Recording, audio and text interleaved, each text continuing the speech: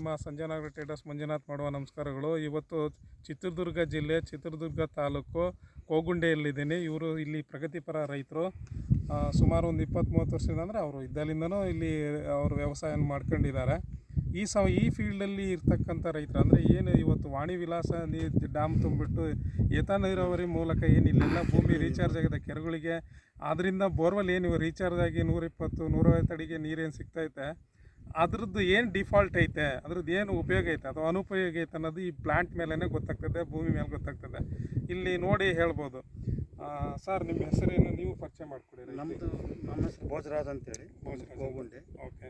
ಮೊದಲೆಲ್ಲ ನಾವು ಮೆಕ್ಕೆಜೋಳ ಬೆಳ್ಕೊಂತಿದ್ವಿ. ಅದೇ ಈ ಬೋರ್ಗಳು ರೀಚಾರ್ಜ್ ಆದ್ಮೇಲೆ ಅಡಿಕೆ ಹಾಕ್ಯಂತಿದ್ವಿ. Okay okay. ಹಿಂಗಾಗಿ ಅಡಿಕೆ ಎದ್ದಾಳ್ತಾ ಇಲ್ಲ ಅಲ್ಲಿ ಯಾಕಂತಂದು ನಾವು ಮತ್ತೆ ಈಗ ಸ್ಟಡಿ ಮಾಡ್ತಾ ಇದ್ರು. ಇವರು ತಮ್ಮವರು ಬಸವರಾಜ್ ಗೌಡ್ರು ಅನ್ಕೊಂಡು ಬಸವನಗೌಡ ಅಂತ, ಅವರು ದಾವಣಗೆರೆಯಲ್ಲಿ ಇದ್ರು. ಆ್ಯಕ್ಚುಲಿ ಅವ್ರು ಇರ್ಬೇಕಾಯ್ತು, ಇಲ್ಲ ನಾನು ಬೇರೆ ಕಡೆ ಇದೀನಿ, ನಮ್ಮ ಅಣ್ಣನೇ ಇದ್ದಾರೆ ಅಂದ್ರೆ ನಾನು ಮತ್ತೆ ಈ ಕಡೆ ಬಂದ ಎಲ್ಲ ರೈತರದ್ದು ನೋಡ್ಕೊಂಡು ಹೋಗೋ ನನ್ನ ಧರ್ಮ ಅದು. ಔಷಧಿನ ಅಂತ ತೊಗೊಳ್ತಾರೆ. ಅವರು ಯೂಟ್ಯೂಬ್ ನೋಡಿ ತಗೊಂಡಿದ್ರು. ಔಷಧಿ ಹೊಡೆದ್ಮೇಲೆ ಚೆನ್ನಾಗಿ ಚೇತರಿಸ್ಕೊಂಡಿದ್ದಕ್ಕೆ ಆಮೇಲೆ ಏನಂತ ಅಂದರೆ ಸರ್ ಇನ್ನೊಂದ್ಸರಿ ಕೊಡಿ ಅಂತ ಅಂದರು. 1.5 ತಿಂಗಳಾಗಿತ್ತು ಔಷಧಿ ಸಿಂಪಡಣೆ ಮಾಡಿ. ಈ ಮೊನ್ನೆ ತೊಗೊಂಡದ್ದು 3 ದಿನನೂ ಆಗೈತೆ ಅಂತ ಹೇಳ್ತಾ ಇದ್ರು. 3 ದಿನ ಔಷಧಿ ಹೊಡೆದು ನೋಡೋಣ ಇದು ಯಾಕೆ ಈ ಗಿಡಗಳು ಸರಿಯಾಗಿ ಬೆಳೀತಾ ಇಲ್ಲ ಅಂತ. ಈಗ ಸರ್ ಹೇಳಿದ್ರು, ನಾನೇನು ಮಾಡಿದೆ, ಇಲ್ಲಿ ತೋರಿಸಿ ಹೇಳಪ್ಪ. ಇಲ್ಲಿ ನೋಡಿರಿ, ಇದು ಎಲ್ಲ ಉಪ್ಪೆಲ್ಲ, ಇದು ಮಣ್ಣೆಲ್ಲ ಬೂದಿ ಕಲರ್ ಕಾಣ್ತತ್ತಲ್ಲ, ಇದೆಲ್ಲ ಬೂದಿ ಕಾಣ್ತದ ವಿಡಿಯೋದಾಗೆ. ನೀಟ್. ಓಕೆ, ಹಿಂದಕ್ಕೆ ತೆಗೀರಿ. ಈಗ ಸರ್ ಕೇಳಿದೆ, ನನಗೇನು ಅನ್ನಿಸ್ತು ಅಂದ್ರೆ ಡಿಫ್ರೆನ್ಸಿಯೇಷನ್ ಬೇಕಾಗಿತ್ತು. ಏನಂತ ಅಂದ್ರೆ ಇಲ್ಲಿ ಬರ್ರಿ ಸರ್, ಏನಂದರೆ ಡಿಫ್ರೆನ್ಸಿಯೇಷನ್ ಇದು ಭೂಮಿಯಿಂದ ಫಾಲ್ಟ್ ಆಗ್ತದೆ ಆ ಗಿಡಗಳು ಬೆಳೆಯೋದಕ್ಕೆ ಅಥವಾ ನೀರಿಂದ ಫಾಲ್ಟ್ ಆಗ್ತದೆ ಅಂತ. ಸರ್ ನೀವೇ ಹೇಳಿ, ಇದೆ ನೀರಿಂದ ಸಮಸ್ಯೆ ಆಗಿರ್ತಕ್ಕ? ಸರ್, ನಮ್ಮ ಭೂಮಿ ತಾಕತ್ತಿಗೆ ಕಡಿಮೆ ಕೊರತೆ ಇಲ್ಲ. ಓಕೆ. ಇವೆಲ್ಲ ಹಿಂದೆ ಕಾಲದಾಗೆ ಕೆರೆ ಅಂಗ್ಳಿವು. Okay okay. ಕೆರೆ ಈಗ ನಾವು ನಿಂತಿರೋದು ನೋಡೋ ಕೆರೆಯಲ್ಲಿ ನಿಂತಿದ್ದೀವಿ ಅನ್ಕೊಂಬಿಡಿ. ಇದು ನೋಡಿ, ಪಾಯಿಂಟ್ ಗೊತ್ತಾಗ್ಲಿಲ್ಲ. ಇದು ಕೆರೆ ಕೋಡಿ ಹೊಡೆದೋಗಿ ಮತ್ತೆ ಪುನಃ ಎಲ್ಲರ ಜಮೀನು ಹೊಡ್ಕೊಂಡಾರೆ. ಇಲ್ಲಿಂದ 20 ಅಡಿ ತನಕ ತೆಗೆದ್ರು ಎರೆಮಣ್ಣೆ. ಓಕೆ. ಇದು ಕೆರೆನೇ, ಇದು ಒಂದು ಕಾಲದಲ್ಲಿ ಹಿಂದೆ ಕೆರೆನೇ ಇದು. ಎಸ್, ಇತಿಹಾಸದಲ್ಲಿ ಕೆರೆನೇ ಇದು. ಈಗ ಅರ್ಥ ಆಯ್ತು ನೋಡಿ. ಈಗ ಅದು ಉಪ್ಪು ನೀರು ಬರ್ತೈತೆ ಅಂದ್ರಲ್ಲ, ಕುಡಿದು ನಾನು ನೋಡಿದೆ ನೀವು ಹೇಳಿದ್ದಕ್ಕೆ. ಉಪ್ಪು ನೀರು ಬರೋದಕ್ಕೆ ಏನಾಗಿತ್ತು ಅಂದ್ರೆ, ಎಲ್ಲಿ ಸ್ಟೋರೇಜ್ ಆಫ್ ವಾಟರ್ ಇರ್ತದೆ ಅಥವಾ ಏನು ಸರೋವರದ ನೀರಾಗಿರ್ಲಿ, ಹಳ್ಳ ಕೊಳ್ಳದ ನೀರಾಗಲಿ, ಅಲ್ಲಿ ನೀರು ನಿಂತ್ಕೊಂಡು ಏನಾಗ್ತದೆ, ಅಲ್ಲಿ ಇರ್ತಕ್ಕಂತಹ ಸಸ್ಯಜನ್ಯ ಆಗಿರೋದು, ಪ್ರಾಣಿಜನ್ಯ ಆಗಿರೋದು, ಅಂದರೆ ಎಲೆಗಳು, ಮರಗಳು ಎಲ್ಲ ಕೊಳತ್ಬಿಟ್ಟು ಆಸಿಡ್ ಫಾರ್ಮೇಷನ್ ಜಾಸ್ತಿ ಆಗಿರ್ತದೆ ಕೆಲವು ಸರಿ.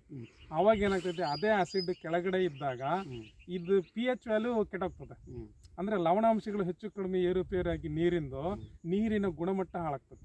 ನೀರಿನ ಗುಣಮಟ್ಟ ಹಾಳಾದಾಗ ಇವು ಸಹಿತ ನೀರು ತೊಗೊಂಡೇ ಬೆಳಿಬೇಕಲ್ಲ, ಕೆಳಗಡೆ ಫುಡ್ಡನ್ನು ಸರಿಯಾಗಿ ತೊಗೊಂಡು ಡೈಜೆಷನ್ ಮಾಡೋಕ್ಕಾಗಲ್ಲ. ಸುಮ್ಮನೆ ನಾರ್ಮಲಾಗಿ ಹೇಳ್ಬೇಕಂತ ಅಂದರೆ. ಸೊ ಈ ಪ್ರಾಬ್ಲಮ್ ಆಗಿ ಏನಾಗ್ತದೆ, ಹೀಗೆಲ್ಲ ಕಾಣ್ತದೆ.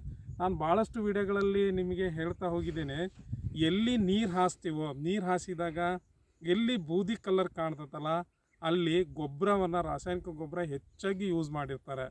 ಬಟ್ ಆ ಸಿಂಪ್ಟಮ್ಸ್ ಇಲ್ಲ ಅಂತ ಅಂದಾಗ ಈ ರೀತಿ ನೀರಿಂದೇ ಸಮಸ್ಯೆ ಆಗಿರುತ್ತೆ. ಲವಣಾಂಶಗಳು ತೊಗೊಂಡು ಏರುಪೇರಾದಾಗ ಗಿಡಗಳಿಗೆ ಅದು ಬ್ಯಾಲೆನ್ಸ್ ಮಾಡೋಕ್ಕಾಗಲ್ಲ. ಅವಾಗ ಏನಾಗ್ತದೆ, ಗಿಡಗಳ ಬೆಳವಣಿಗೆ ಕುಂಠಿತ ಆಗ್ತದೆ. ಎಕ್ಸಾಂಪಲ್ ಇಲ್ಲಿ ನಿಮಗೆ ತೋರಿಸಿ ಹೇಳೋದಾದರೆ, ಬಾಳೆ ಗಿಡದ ಹತ್ರ ಹೋಗ್ಬರ್ರಿ. ನಾವು ಈಗೆಲ್ಲ ಹಿಂಗೆಲ್ಲ ಸುಮಾರು ಒಂದು 1000 ಎಕರೆ ಕೆರೆ ಇದು. ಸೆಂಟ್ರ್ ಕೆರೆ ಅಂದ್ಕೊಂಬಿಡ್ರಿ. ನಾವು ಸ್ವಲ್ಪ ಮುಂದೆ ಹೋದ್ರೆ ಕೊಡಿ ಐತೆ ಇಲ್ಲಿ. ಈಗ ನೋಡಿ ಸರ್, ಇಲ್ಲಿ ನಾನು ತೋರಿಸಿ ಹೇಳ್ತೀನಿ, ನೆನ್ಪಿಟ್ಕೊಳ್ರಿ. ಈಗ ಈ ಸುಳಿ ಐತಲ್ಲ, ಇಲ್ಲಿ ಬರ್ರಿ ಜನ ಹತ್ರ ಬರ್ರಿ, ಇಲ್ಲಿ ಕಾಣ್ತತ್ತಾ ಈ ಸುಳಿ ನೋಡಿ ಸರ್, ಸುಡಕತ್ತೈತಿ, ಹೌದಾ? ಇದು ಬಿಚ್ಕೊಂಡಾಗ ಇದೆಲ್ಲ ಈ ಸುಡೋದೆಲ್ಲ ಇಲ್ಲಿ ಕಾಣ್ತದೆ ನೋಡಿ, ಇಲ್ಲಿ ಕಾಣುತ್ತೆ ಹಿಂಗೆ, ಇದೆಲ್ಲ ಹಿಂಗೆ. ಇದು ಪೊಟ್ಯಾಶ್ ಈ ಭೂಮಿಯಲ್ಲಿ ಭಾಳ ಕಡಿಮೆ ಆಗೈತೆ ಅಂತ ಅರ್ಥ. ಪೊಟ್ಯಾಶ್ ಈ ಭೂಮಿಯಲ್ಲಿ, ಈ ಪೊಟ್ಯಾಶ್ ಕೊರತೆ ಆಗಿತ್ತು ಅಂತಂದರೆ ಇದೆಲ್ಲ ಸುಡ್ತೈತಿ. ಇಲ್ಲಿ ನೀವು ಇದು ಬಾಕಿದೆಲ್ಲ ಸರಿ ಐತೆ. ಈ ಮೊನ್ನೆ ಔಷಧಿ ಹೊಡೆದಿದ್ರಲ್ಲ, ಅದಕ್ಕೆ ಈ ಪೊಟ್ಯಾಶ್ ಇರೋದನ್ನು ಸೇರಿಸ್ಕೊಟ್ಟಿದ್ದೀನಿ ನಾನು. ಈ 3 ದಿನ ಹೊಡೆದಿರಲ್ಲ ಇದ್ರಾಗ. ಇದು ಗರಿ ಎಸ್, ಅದ್ರಾಗ ನೀವು ನೋಡ್ರಿ, ಅದಕ್ಕೆ ಪ್ರಗತಿಪರ ರೈತ ಅನ್ನೋದು ಎಷ್ಟು ಕಂಡು ಹಿಡಿದ್ರಿ ನೀವು. ಎಲ್ಲೆಲ್ಲೂ ಕೂಡ ಎಲ್ಲ ಔಷಧಿ ಅಂಗಡಿಯಾಗೂ ಅವೇ ಇದ್ದರೂ ಕೂಡ ಕರೆಕ್ಟಾಗಿ ಕಾಂಬಿನೇಷನ್ ಮಾಡಿ ಕೊಡ್ತಕ್ಕಂಥದ್ದು ಇರಬೇಕು. ಅದೇ ರಿಸಲ್ಟ್ ಅದು. ಇಲ್ಲೇನಾಗ್ತದೆ, ಈಗ ಸಾರಜನಕ, ರಂಜಕ, ಪೊಟ್ಯಾಶ್ ಸಿಗ್ತಾ, ಇದು ಸ್ವಲ್ಪ ಇದು ಸುಡೋದು ಕಡಿಮೆ ಆಗ್ತದೆ. ಇದು ನೀವು ಬುಡಕ್ಕೆ ಕೊಡ್ಬೇಕು, ಅವಾಗ ಕಂಪ್ಲೀಟಾಗಿ ಸರಿ ಹೋಗ್ತದೆ ಅದು. ಆಮೇಲೆ ಮಣ್ಣು ಪರೀಕ್ಷೆ ಮಾಡಿಸಿದ್ರೆ ಇದ್ರದ್ದು pH ವ್ಯಾಲ್ಯೂ, ರಸಸಾರ ಇರ್ತೈತಲ್ಲ, ಅದು ಗೊತ್ತಾಗ್ತದೆ. ಅವ್ರು ಕಣಂಗೆ ಹಿಡಿ, ರಸಸಾರ ಗೊತ್ತಾಗ್ತದೆ ಅದ್ರದ್ದು. ಅಂದರೆ ಸಾರಜನಕ, ರಂಜಕ, potash, zinc, boron, calcium, magnesium sulphate, ಈ ಸಲ್ಫರ್ ಅಂದರೆ ಗಂಧಕ, ಇವೆಲ್ಲವೂ ಗೊತ್ತಾಗ್ತವೆ. ಇವೆಲ್ಲವೂ ಗೊತ್ತಾದಾಗ ಈ ಮಣ್ಣನ್ನು, ಈ ಬೂದಿ ಕಲರ್ ಐತಲ್ಲ, ಬರ್ತದಲ್ಲ, ಇದನ್ನು ಬ್ಯಾಲೆನ್ಸ್ ಮಾಡ್ಬೋದು. ಬ್ಯಾಲೆನ್ಸ್ ಮಾಡಿದಾಗ ಏನಾಗ್ತೈತಿ, ನೀರು ಆವಾಗ ಅದಕ್ಕೆ ತಕ್ಕಂತೆ ಕರೆಕ್ಟಾಗಿ ಮಾಡಿಫೈಡ್ ಆಗ್ತದೆ. ಅವಾಗ ಇದು ಪರ್ಮನೆಂಟ್ ಸೊಲ್ಯೂಷನ್ ಆಗ್ತದೆ. ಇಲ್ಲ ಅಂದ್ರೆ ಏನಾಗ್ತದೆ, ಇದು ಹಿಂಗೆ ಬೆಳೆಗಳು ಸರಿಯಾಗಿ ಹೇಳೋದಿಲ್ಲ. ಈಗರ ಪುಣ್ಯ ಇದು ಇಷ್ಟಿದಾವೆ, ಮಳೆಗಾಲದ ಜೋಗ ಆಗ್ತದೆ, ಹೇಳೋದೇ ಇಲ್ಲ ಇವು. ಅದು ಮೆಕ್ಕೆಜೋಳ ಬೆಳಿತಿದ್ವಲ್ಲ ಸರ್, 28ರಿಂದ 30 ಕ್ವಿಂಟಲ್ ಮಳೆ ಆಶ್ರಯಕ್ಕೆ ಬಂದ್ಬಿಡದ, ನೀರು ಪರಿ ಏನು ಕಟ್ತಿದ್ದಿಲ್ಲ. ಮಳೆಗೆ DAP ಗೊಬ್ಬರ ಒಂದು ಹಾಕ್ತಿದ್ವಿ, ಎಕರೆಗೆ ಒಂದು ಪಟಾಶಿಲ್ಲ, ಎಕರೆಗೆ 1.5 ಚೀಲದಿಂದ 2 ಚೀಲ ಬಾರಿ ಅಂದ್ರೆ ಹೈಯೆಸ್ಟ್ DAP. ಅದನ್ನ ದಾಟಿಲ್ಲ ನಾವು ಅಷ್ಟೇ. ಯಾವಾಗಲೂ ಬಿತ್ತೋದು ಮೆಕ್ಕೆಜೋಳ ಬೆಳ್ಕೊಳೋದು 20 ಕ್ವಿಂಟಲ್ 30 ಕ್ವಿಂಟಲ್ ಬರ್ತವೆ ತಗೊಂಡು ಸುಮ್ಮನೆ ಹಾಕಿದ್ವಿ. ಈಗ ಮತ್ತೆ ನೀರು ಬಂದಿರೋದ್ರಿಂದ ಅಲ್ಲಿ ಅಡಿಕೆ ಪಡಿಕೆ ಮಾಡ್ತಾ ಇದೀವಿ. ಓಕೆ, ಇಲ್ಲಿ ನೋಡಿ ಸರ್ ಹೇಳಿದ್ರು ಅವರು, ನಮ್ಗೆ ನೋಡಿ ಸರ್ ಏನಂತ ಅಂದ್ರೆ ಬರೀ ನಾವು DAP ಬಿತ್ತನೆ ಮಾಡ್ತಾ ಇದ್ದೀವಿ. DAP ನೋಡಿ, ಇದು ಪೊಟ್ಯಾಶ್ ಈ ಭೂಮಿಯಲ್ಲಿ ಕಡಿಮೆ ಆಗುತ್ತೆ. ಮೇನ್ ಕಾರಣ ಅದು ಒಂದು ಒರಿಜಿನಾಲಿಟಿ ಭೂಮಿಯಲ್ಲಿ ಇಲ್ಲ, ಇವರು ಕೃತಕವಾಗಿ ಕೊಡ್ತಾ ಇಲ್ಲ. DAP ಇರ್ತದೆ 18-46 ಇರ್ತದೆ. 18 ಅಂದರೆ ಸಾರಜನಕ, 46 ಅಂದರೆ ರಂಜಕ. ಪೊಟ್ಯಾಶ್ ಇವ್ರು ಕೊಡಲೇ ಇಲ್ಲ. ಅದು ಬೆಳೆಗಳ ಮೇಲೆ ಪರಿಣಾಮ ಬೀರ್ತದೆ. ಹೂ ಆಡಬೇಕಾದ್ರೆ ಡ್ರಾಪ್ ಆಗ್ತದೆ, ಹೂ ಸರಿಯಾಗಿ ಕಾಳು ಕಟ್ಕೊಳಲ್ಲ. ಅಂದ್ರೆ ಜೋಳ ಈಗ ಹಿಂಗೆ ಹೂ ಬರುತ್ತಲ್ಲ, ಅದು ಹೆಣ್ಣು, ಮೇಲ್ಗಡೆ ಪಲ್ಲಕ್ಕಿ ಬರ್ತದಲ್ಲ ಗಂಡು, ಅದು ಮೇಲ್ಗಡೆ ಬಿದ್ದು ಪರಾಗಸ್ಪರ್ಶ ಆದಾಗ ಹೂ ಕಟ್ಕೊಂತದೆ. ಅದು ಎನ್ವೈರ್ಮೆಂಟಲ್ ಪ್ರಾಬ್ಲಮ್ ಆಗಿ ಸ್ವಲ್ಪ ಇರ್ತದೆ. ಬಟ್ ಪೊಟ್ಯಾಶ್ ಡೆಫಿಷಿಯನ್ಸಿ ಆಗಿತ್ತು ಅಂತ ಅಂದರೆ ಫುಲ್ ಏನಾಗ್ತದೆ, ಕಾಳೆ ಕಟ್ಟಲ್ಲ, ಉದುರಿ ಬರ್ತದೆ, ನಿಮಗೆ ಇಳುವರಿ ಹೊರತದೆ, ಫುಲ್ ತೆನೆ ತುಂಬ ಕಾಳು ಹಿಡಿಯಲ್ಲ. ಈ ಭೂಮಿಯೆಲ್ಲ ಅದೇ ಸಮಸ್ಯೆ ಆಗ್ತದೆ. ನಿಮಗೆ ಏನೇ ಬೆಳೆದ್ರೂ ನೀವು ಹೂ ಡ್ರಾಪ್ ಆಗ್ತಾ ಇರ್ತದೆ ನಿಮಗೆ. ಸೊ ಇಷ್ಟು ಈ ವಿಡಿಯೋದಲ್ಲಿ ನೀವು ಗಮನಿಸ್ತಾ ಹೋಗ್ಬೋದು. ಮತ್ತೆ ನೋಡಿ, ಇಲ್ಲಿ ಪಪ್ಪಾಯ ಬೆಳೆದಿದ್ದಾರೆ. ಪಪ್ಪಾಯನ್ನು ಕೂಡ ಇಲ್ಲಿ ಡೆಫಿಷಿಯನ್ಸಿ ಇಲ್ಲೇ ಇರ್ತವೆ. ಅಂದರೆ ಇದೆಲ್ಲ ಸೇರಿಸಿ ಹೊಡೆದಿದೆ, ಎಲ್ಲ ಹೊಡೆದಿದ್ದೆಲ್ಲ ಇದ್ರಾಗೂ ನೋಡಿ ಸರ್, ಇದು ಈ ತುದಿ ಗರಿ ಇತ್ತಲ್ಲ, ಇದೆಲ್ಲ ಕಾಣ್ತಲ್ಲ, ಇದನ್ನು ತುದಿ ಗರಿ ನೋಡಿ, ಇದ್ರಾಗೂ ಸುಡ್ತಕ್ಕಂಥದ್ದು ಪೊಟ್ಯಾಶ್ ಇರೋದು ಕಾಣ್ತದೆ. ಇದು ಎಲೆ ಚುಕ್ಕೆ ರೋಗ ಔಷಧಿ ಹೊಡೆದ ಮೇಲೆಲ್ಲ ಹಳೆ ಗಾಯ ಥರ ಆಗಿತ್ತು. ಇದು ಮೊನ್ನೆ ಗೊಬ್ಬರ ಔಷಧಿ ಹೊಡೆದ ಮೇಲೆ ಟೈಪ್ ಎಲ್ಲ ಸುಟ್ಟೈತಿ. ಅದೇ ಅಂದ್ರೆ ಇದ್ರಾಗ ಪತ್ರ ಹರಿತಿ ಇರಲ್ಲ, ಇದು ಡ್ಯಾಮೇಜ್ ಆಗತ್ತಲ್ಲ ರೋಗ, ಇದ್ರ ಪತ್ರ ಇರಲ್ಲ, ಇದು ಬಿದ್ಮೇಲೆ ಹಿಂಗೆ ಒಣಗ್ತದೆ. ಇದು ಸುಡೋದೆಲ್ಲ ಅಲ್ಲಿಗೆ ನಿಂತತ್ ನೋಡ್ರಿ. ಅಂದ್ರೆ ಅದು ಹತೋಟಿ ಬಂದೈತಿ ಅಂತ ಅರ್ಥ. ಇಲ್ಲ ಅಂದ್ರೆ ಫ್ರೆಶ್ ಆಗಿರ್ತತ್ತು.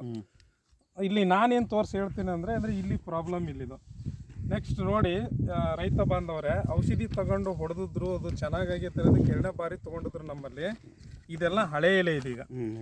ಇದೆಲ್ಲ 1 ತಿಂಗಳಂತ ಅಂದ್ರೆ ಈ ಎಲೆ ಇದು ಔಷಧಿ ಹೊಡೆದ ಮೇಲೇನೆ ಬಂದಿರೋದು. ಇದೆಲ್ಲ ಕೆಳಗಡೆದೆಲ್ಲ ಹಳೆ ಎಲೆ ಇದು. ಅಂದ್ರೆ ನಾನು ಒಂದು ಏನು ಸೈಂಟಿಫಿಕ್ ಆಗಿ ರೆಕಮೆಂಡ್ ಮಾಡ್ತಕ್ಕಂಥ ಔಷಧಿಗಳು ಇದು ಫಲಿತಾಂಶ ಅಂತ ಹೇಳ್ಬೋದು. ಹಿಂಗೆ ಎಲ್ಲೇ ತಗೊಂಡ್ರು ಕೂಡ ಅದು ರಿಸಲ್ಟ್ ಭಾರಿ ಇಂಪಾರ್ಟೆಂಟ್ ಆಗ್ತದೆ. ನಾನು ಅಂದರೆ ರೋಗದ ಬಾಧೆ ಆಗಿರ್ಬೋದು, ಕೀಟದ ಬಾಧೆ ಆಗಿರ್ಬೋದು, ನೆಕ್ಸ್ಟು ಹುಳುಗಳ ಬಾಧೆ ಆಗಿರ್ಬೋದು, ನೆಕ್ಸ್ಟು ಆಹಾರದ ನ್ಯೂನತೆಗಳಾಗಿರ್ಬೋದು, ಇವನ್ನೆಲ್ಲ ಕ್ರೋಢೀಕರಣ ಮಾಡಿ ಅದಕ್ಕೆ ನೀವು ಸಿಂಪಡಣೆ ಮಾಡಿದರೆ ಖಂಡಿತವಾಗ್ಲೂ ಒಳ್ಳೆ ಫಲಿತಾಂಶ ಪಡಿಬೋದು. ಬಟ್ ನಾನೇನು ಹೇಳ್ತೀನಿ ಅಂತ ಅಂದರೆ, ಅಂಗಡಿಯಲ್ಲಿರೋದಕ್ಕೂ ಮತ್ತು ಈ ಫೀಲ್ಡಲ್ಲಿ ಬರೋದಕ್ಕೂ ಏನು ವ್ಯತ್ಯಾಸ ಆಗ್ತದೆ ಅಂತ ಅಂದರೆ, ನಾನು ಅಂಗಡಿಯಲ್ಲಿದ್ದೆ, ಇಲ್ಲಿ ಬರಲಂದ್ರೆ ಇದು ಏನು ಒಂದು ಕೊರತೆ ಆಹಾರ ಎಲ್ಲ ಇತ್ತಲ್ಲ ಅದನ್ನೆಲ್ಲ ಕೊಟ್ಟಿದ್ದೆ ನಾನು, ಸರಿಯಾಗಿತ್ತು. ಬಟ್ ಇಲ್ಲಿ ಬಂದರೆ ಏನಾಗ್ತದೆ ಅಂದರೆ ಪರ್ಮನೆಂಟ್ ಸೊಲ್ಯೂಷನ್ ಸಿಗುತ್ತೆ. ಇಲ್ಲಿ ಇವ್ರು ಸರ್ ಹೇಳಿದಂಗೆ ನೋಡಿ, ಬೂದಿ ಕಲರ್ ಉಪ್ಪು ನೀರಿದೆ, ಅದನ್ನು ನಾವು ಫುಲ್ಫಿಲ್ ಮಾಡ್ಬೋದು. ಮತ್ತು ಈ ರೀತಿ ಮರುಕಳಿಸ ಮಾಡ್ಬೋದು. ಅಂದರೆ ಅಂಗಡಿಯಲ್ಲಿದ್ದರೆ ಬಾಡಿ ಸರಿ ಮಾಡ್ಬೋದು, ಬಟ್ ಫೀಲ್ಡಿಗೆ ಬಂದರೆ ಅಂದರೆ ಪರ್ಮನೆಂಟ್ ಒಂದು ಸೊಲ್ಯೂಷನ್ ಹೇಳ್ಬೋದು, ಅದು ಹಿಂಗೆ ಆಗಬಾರ್ದು ಅನ್ನೋದನ್ನು. ಈಗ ಲಾಸ್ಟಿಗೆ ಕೊನೆಯದಾಗಿ ನೀವು 1-2 ಮಾತು ಹೇಳ್ತೀರಾ ಸರ್? ಅಂದರೆ ಈಗ ಏನು ಔಷಧಿ ತಗೊಂಡು ಹೊಡೆದಿವಲ್ಲ, 3 ದಿವಸ ಆಯ್ತು ಹೊಡೆದು ನಾವು. ಹೋದ್ಸಲಿ ನೀವು ಕೊಟ್ಟಿದ್ರ ಎಲ್ಲ ಬೇರೆ ಯಾರು ಕೊಟ್ಟಿದ್ರ? ಇಲ್ಲ, ನಾನೇ ಕೊಟ್ಟಿದ್ದು ಅದು. ಹೋದ್ಸಲಿ 2 ಸಲ ನಿಮ್ಮದೇ ಔಷಧಿ 2 ಸರಿ ಮಾಡಿದ್ದೀವಿ. ಮಾಡಿ ಒಟ್ಟಾರೆ ಔಷಧಿ ಹೋದ್ಸರಿ ಅದಿನ್ನು ಮೊನ್ನೆ ಹೊಡೆದಿವಲ್ಲ ಸರ್, ನಾನು ಕನಿಷ್ಠ ಒಂದು ಔಷಧಿ ಕೊಟ್ಮೇಲೆ 1 ತಿಂಗಳಾರ ಬೇಕು ಅಂತ ನನ್ನ 1 ತಿಂಗಳು ಬೇಕು ಅಂದಿಲ್ಲ. ಇದು ಹಿಂದಿನ ಹೊಡೆದಿದ್ರಲ್ಲ, ಅವಾಗ ಎಷ್ಟು ಹಾಳಾಗಿತ್ತು, ಈಗ ಒಂದು ಸ್ವಲ್ಪ ಚೆನ್ನಾಗಿ ಆವಾಗ ಗಿಡ ಚೇಂಜ್ ಆಗಿದೆ. ಆವಾಗ ಗಿಡ ಚೇಂಜ್ ಆಗಿದೆ. ಇದು ನಮ್ಮ ನೀರಿಂದ ಒಂದು ಸ್ವಲ್ಪ ಉಪ್ಪು ನೀರು ಐತಿ ಅಂತ ಅನಿಸುತ್ತೆ ನಮಗೆ. ಅದು ಯಾಕಡೆ ಹೊಲ ಎಲ್ಲ ತೋರಿಸಿನಾರ ಜನ ಗೊತ್ತಾಗ್ತದೆ, ಗಿಡದ ಹಂಗೆ ತೋರಿಸಿದ್ದಾರೆ. ಇದೆಲ್ಲ ಬೆಳಕು ನೋಡಿ, ಆ ಗಿಡಗಳು ಚೇತರಿಸ್ಕೊಂಡಿರೋದು, ಆಮೇಲೆ ವೈಟ್ ಆಗಿರೋದು ಭೂಮಿ ಎಲ್ಲ. ಇವು 2 ಸಲ ಮೊನ್ನೆ ಇದಕ್ಕೆ ಹೋಯ್ತಾ ಕೃಷಿ ಮೇಳಕ್ಕೆ, ಅಲ್ಲಿ ತಗೊಂಬಂದು ಹಾಕಿದ್ವಿ ಜವಾರಿ ಅಂತೇಳಿ. ಯಾವುದು ಫಾರಮ? ಇವೆರಡು ಜವಾರಿ, ಇದು ಸಸಿ, ಇದು ಅಡಿಕೆ ಅಲ್ಲ, ಇದು ಪಪ್ಪಾಯ. ಓಕೆ. ಅದೆಲ್ಲ ಹಾಕಿರೋ ಹೈಬ್ರಿಡ್ ಬಿಡ್ರಿ. ಅವಾಗ ಹಾಕಿದ್ವಿ. ಕೃಷಿ ಮೇಳಕ್ಕೆ ಹೋಗಿದ್ರಾ? ಇಲ್ಲಿ ಬಬ್ಬೂರು ಹೋಗ್ರಿ, ಕೃಷಿ ಮೇಳಕ್ಕೆ ಹೋದ್ರೆ ಒಂದು ನಮ್ಮ ಜವಾರಿ ಸಿಕ್ತಿರ್ಲಿಲ್ಲ, ಅಲ್ಲಿ ಸಿಕ್ಕು ಪಪ್ಪಾಯ ಸಸಿ 100 ರೂಪಾಯಿ ಒಂದು ಅಂದ್ರೆ ಆದಂತ ತಂದು ಹಿಡ್ಕೊಂಡು ಬೀಜ ಮಾಡ್ಕೊಳಕ್ಕೆ ಬರುತ್ತೆ ಅಂತ. ಹೌದು, ಬರ್ತದೆ. ಹೈಬ್ರಿಡೇಷನ್ ಮಾಡಿದರೆ ಬೀಜ ಆಗ್ತದೆ. ಸೊ ಕೊನೆಯದಾಗಿ ಇವತ್ತಿನ ಭೇಟಿ ಇಲ್ಲಿಗೆ ಆಗಿತ್ತು. ಸೊ ಇದೆಲ್ಲ ಮಾಹಿತಿ ನಿಮಗೋಸ್ಕರ ರೈತ ಬಾಂಧವರಿಗೆ ಹೇಳಿದ್ದೀನಿ. ಅಂಥದ್ದೇನಾದರೂ ಸಮಸ್ಯೆಗಳಿದ್ದರೆ ಫೋಟೋ ತೆಗೆದಾಕಿ, ಸಾಧ್ಯವಾದರೆ ನಿಮ್ಮ ಹೊಲಕ್ಕೆ ಖಂಡಿತ ಬಂದು ಹೋಗ್ತೀನಿ ಅಂತ. ಧನ್ಯವಾದಗಳೊಂದಿಗೆ ನಿಮ್ಮ Sanjana Manjunath. Thank you sir, thank you very much. Okay, cut ಮಾಡಪ್ಪ, ಮುಗಿತಾ?